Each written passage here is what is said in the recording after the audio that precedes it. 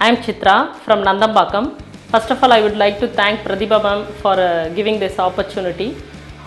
என் பையன் தீபக் குமார் இங்கே தான் படித்தான். Actually he started his journey in ARC from his 8th standard itself.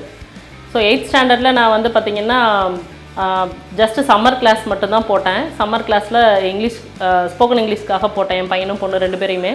So அப்போ கேபி மேம்னு ஒருத்தவங்க எடுத்தாங்க. ஸோ சூப்பராக எடுத்தாங்க. ஸோ அந்த டைமில் அவங்களோட அப்ரோச்சு, அவங்களோட வே ஆஃப் டீச்சிங் எல்லாமே பிடிச்சதுனால அடுத்து 9th 10th 11th 12th வரைக்கும் என் பையன் இங்கே தான் கண்டினியூ பண்ணான். 10th ஸ்டாண்டர்டில் he scored good marks, 458 out of 500. In mathematics he scored 99.